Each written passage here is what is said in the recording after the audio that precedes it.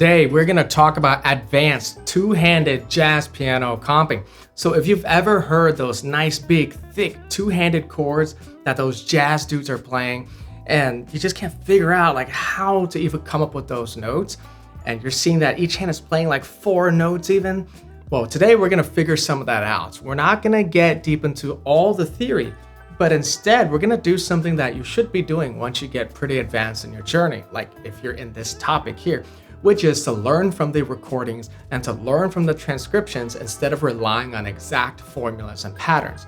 And if you're at this point where you can start learning about these advanced two-handed comping voicings, that means you probably already have a strong foundation of some of the formulas, like the 4-note and the 5-note stock voicings, which I've made videos on. Think of it like being a chef. When you become a top chef, you don't just rely on recipes and formulas. You've already built the skills to know how things are gonna taste generally, and like what cooking techniques are gonna produce what.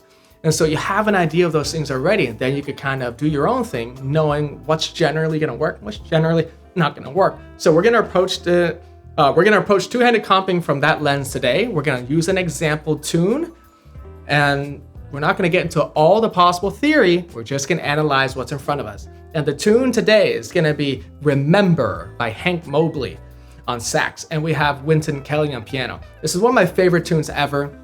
Probably my favorite record, which is Soul Station. So if you're not familiar with Soul Station, you gotta listen to the whole thing. It's life-changing. But first, why don't we listen to an example, just like the first 10 seconds or so you can get into the groove, just hear how good this thing is, all right? So here we go. Listen to the piano, all right? Hear it? You hear that?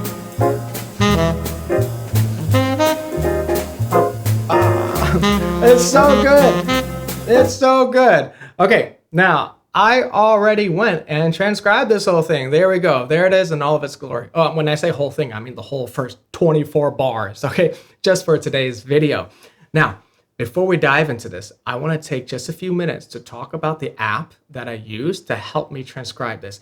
I truly think it's a game changer in the jazz education space. Now, I am going to promote this product, but I don't just mindlessly promote products, all right? But I truly believe in this. I legit used it and I am continuing to use it. But let me just show you, and I don't know, but I was amazed. Hopefully you'll be amazed too. And you'll know exactly what it does as soon as you hear an example. Check it out.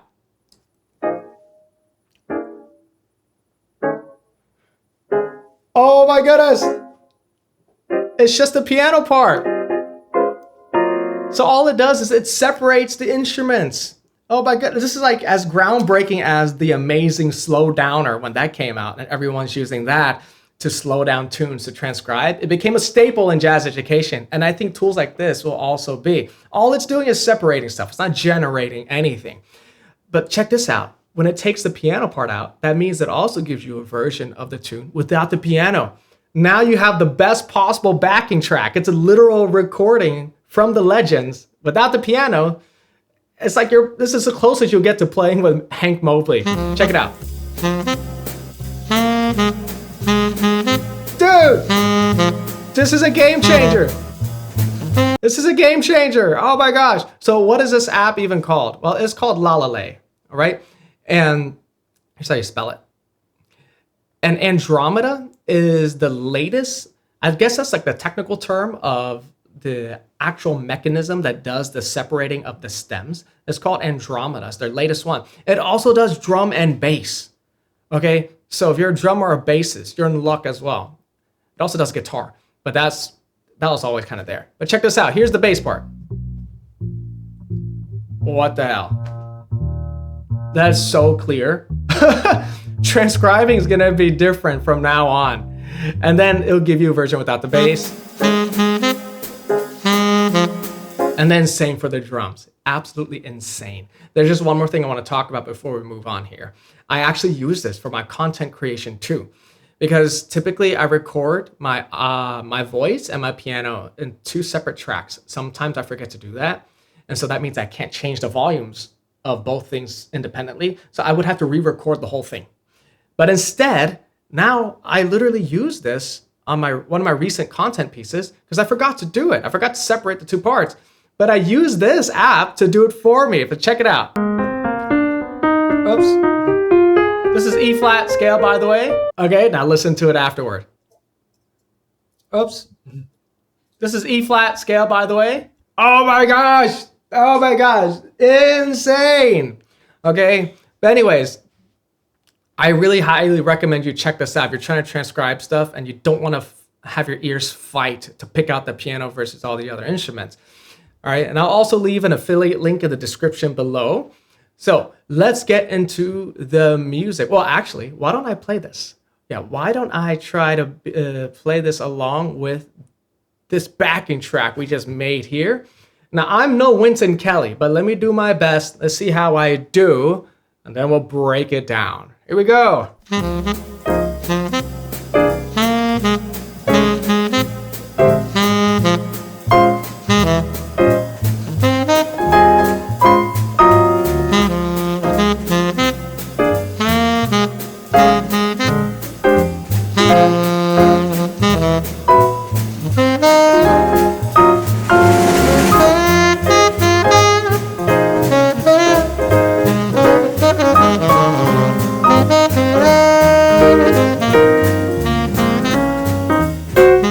Okay, there we go. I think I did all right. Kind of missed some things at the end there, but that's all right. But that's what it sounds like. Oh man, that is so much fun playing with a backing track that's a legit recording from the masters. Okay, but let's analyze this and see what's going on here. And hopefully you can learn a bit from this and apply it to your own playing. I'm gonna take you over here. All right, so right in the opening, and a lot of what we're going to talk about is going to be upper structure triads. Not all of it, but an upper structure triad is simply just playing a triad over something else, and it creates a voicing for us, a chord. So let's look here. First chord is D flat major 7. We're in the key of A flat, by the way. And we have this. Look, there's an upper structure triad going on right now. It's A flat. So when you have A flat over the essential tones of like D flat, you get D flat major 13th.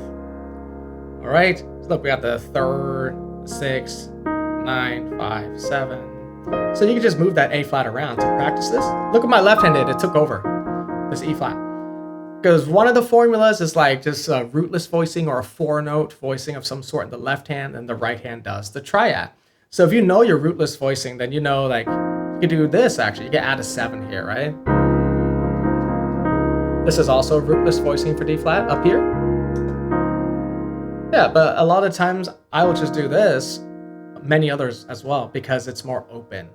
All right, just leaves that open space, which is a cool sound. But yeah, A flat over the 3 and the 6 here, D flat. That's what's going on. This is quite a stock voicing. This is actually the so what voicing right here. If you don't know the so what voicing, go learn it. Okay, next we have the C altered, and look, oops, that's not it, there we go. Got the essential tones of C right here, 3, 7, and then we got this octave plus a note in the middle. That sounds so vague. But look, it's not a triad, but it's just like this general shape, octave plus a note, which is the flat 13. The unaltered version of this, like C13, would just be this. But we just have a flat 13 here. Cool, creates more color. You could also do the 5th, but that's like the least interesting version. So I wouldn't ever do that actually. So I would do this 13 or the flat 13, just like Wynton Kelly does. Awesome. B flat or B7 sharp 11. It's sharp 11, even though there's no sharp 11 in here, because it functions as a Lydian dominant because it's a tritone substitution. This is not a video on tritone subs, but this B7 is a tritone sub going to B flat. And typically for tritone subs, we make them Lydian dominant. So here you go. If you wanted to actually make it Lydian dominant in the voicing, then just put that sharp 11 in there. And now we have the D flat triad over the B essential tones. So Lydian dominant, it's like the major triad a whole step above the root, right? So B7, but play D flat. D flat. Later he does play the F, but right now we're just not, just because. You gotta ask him why. And then next, or B flat, He does do the sharp 11. This is also Lydian dominant, not because it's a tritone sub, but because it's the 2 dominant. So typically in jazz language, when you have the 2 chord and it's a dominant chord, you make it Lydian dominant. So look, C major triad over the rootless B flat. Right? C major. And that gives us all the extensions we need. It gives us the 9, the sharp 11, and the 13. And you could even add a G here on the left hand if you like. Creates more crunch. It's more open without it. Up to you. You could even do the essential tones here like this. See, I'm taking over when the right hand moves higher. The full rootless voicing is this. But this is more open. Okay, next we have B flat minor 7. Right, so this is the rootless minus the 9. Like, typically we do this, but we're just doing this here now. And the right hand has this this octave thing again, but now we got a 4th here. And the way to think of this is actually like an F minor. That's the upper structure for B flat minor, is you can play an F minor. Or I should say one of the upper structures. Okay, so yeah. If you want, add that 9. Okay, so that's what's going on here. It's just this F minor, but without the 3rd there. Then E flat 7, this is a very stock 5-note voicing. Right, essential tones and then 9, 13 root. We also use this as a spread voicing, you know. You'll see a lot of those parallels here. And then it's just A flat. This is quite an interesting voicing. So we have the rootless like A flat down here, just without the 9, right? Up here we have the octave thing in the 5th, 1, 5, 1. Typically, I wouldn't do this voicing myself because I'm not a fan of this root note over the 7. I would do this instead. Right? A flat 6, 9. But Wynton's doing this. If he's doing it, then it's correct. So you can do it too. Okay, then we get... I actually have this double thumb here for some reason. This must have been my... Because I made a newer version which doesn't have this thumb thing. It's kind of cool, but more work than it's worth, okay?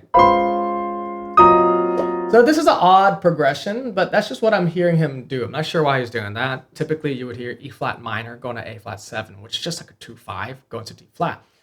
But I'm hearing him play B flat minor 7. I'm confident that's B flat minor 7. I just don't know why, okay? But it doesn't matter. If I were playing this, I wouldn't play B flat minor 7 there. I'd do E flat minor. Okay, so he's doing this voicing again. Then here, look, just A flat 7, A flat 13, if you want to be exact. And we got the 5, the 9, the 5. Look, it's that shape again. Octave plus the 5th. And then we're back to this. Same voicing here. That's the same. This is the same. But now, look at the B7, sharp 11. He actually pushed the sharp 11 in. So we have this D flat over the B7 rootless stuff. You can even add another sharp 11 if you want. So explore these things. But yeah, that's what's happening there. And then for this B flat 7, sharp 11, now he doesn't have a sharp 11 there, just because. But if you want it there, yeah, add it right here. C major triad, right? Over the rootless B flat stuff.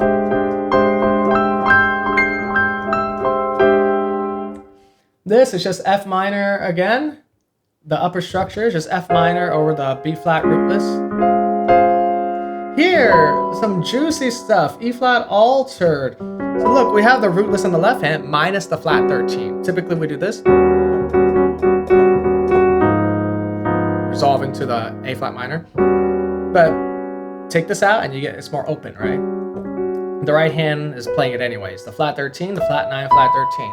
Just all altered stuff, but look at that shape. Octave plus a note. You could even make it the sharp 9, or both, all right? You could put flat 9s and sharp 9s together. That voicing again. And look, this time he actually does do the E flat minor going to A flat 7. Look, just good old classic rootless E flat minor.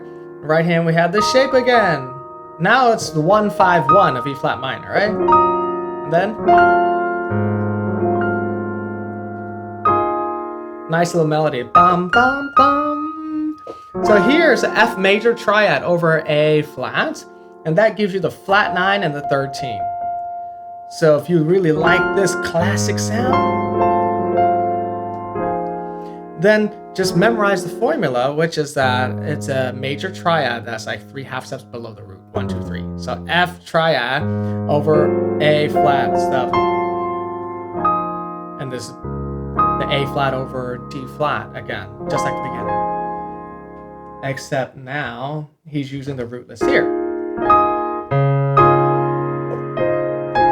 Right? It's just all A flat stuff. Making a little melody. Da, ba, da. Really cool. And then here, look, it's this voicing again. And this is all the same voicing. Bum, bum. One thing I want to mention real quick is articulation. You want to make sure you're nailing these articulations or it won't sound right. Just listen to this. Like, no, we want this. And that's why I wrote it this way, because it's like a slur. These 3 chords are connected into one thing, and the second note has a tenuto because I want you to put more weight on it. Da-da-dum, ba-da-dum, ba-da-dum. And then the last one is a staccato because we want it short. There's so much detail in jazz articulation. So ba-da-dum, ba-da-dum, ba-da-dum. And that's what's going to make it sound right. Okay, here we have D flat minor 6. Actually, it's like D flat minor 7 minor 6. Who knows? For this moment, it's just like minor 7. And look, we have G sharp minor triad over the essential tones of C sharp or D flat minor, whatever. However you want to think of it. So then if you move this around, you can take over with the left hand right here. You can add a 5th if you want. You don't need it. Okay, so that's what's going on there. And now it's like the minor 6 sound. Making a little melody there. It's lovely. Bum, bum, bum. Okay, that takes us to the next page. So why don't we move on to the next page? Maybe I'll make this a 2-part thing where I get deeper into the theory. I don't know, because I'm really kind of just breaking down each one as I go. I'm not really explaining the backstory of each one of these. Okay, so now we have this. Oops, up. Look, it's that shape again. It's the octaves plus the little 5th in the middle. And it just works here. The left hand's just doing a little melody. Da, da. That's just something you hear in jazz, right? You hear that too, all the way. And then here, that's just A flat major. It's literally just missing a 5th down here, and it'd just be A flat major 7 and a 3rd and a 5th, right? Nothing special there. More interesting voicing here would probably be this, right? 9 and 7. All 4ths. And then we just played this. Now I'm here. He's just making melodies at this point, like just something more percussive, right? Ba-da-dum, ba-da-dum, and harmonizing it. Ba-dum, ba-bum, ba-da-dum. Now this next thing, I don't know what the hell's going on, but it's really just notes from F minor, because it's a minor 2/5 of F minor. So he's just like making a melody here. This is not something I would incorporate in my vocabulary. But yeah, it's just the notes from like F Aeolian, just making a melody and harmonizing that melody. Da, da, da, ba. And then ba-dum. But it's worth mentioning that, you know, he's using the essential tones here in the left hand for that G minor 7 flat 5. And it does go to, you know, G minor 7 flat 5. These guys just lead us there. And then I think this is for voice leading purposes as well. Right. But oh yeah, it is. So like, yeah, so it's just a little melody inside there. Right? So that's just like C7 flat 9. I don't know what that's for. Just, it's cool. It just worked. It's like the roots and the sharp 11, right? Altered C7, altered 7. Well, there you have it. That's kind of what's going on. Hopefully you can draw some inspiration from that. And yeah, I'll probably make another video where I actually talk about the different types of upper structures that work over different chord types. But there's so much going on here already. I'd say just learn this thing. Learn how to play this. Play it with the backing track, and you'll get so much from it already. And then look out for the video where I actually break down all the possible upper structures, which is quite a bit. So that'll be a long one. But I'll see you there.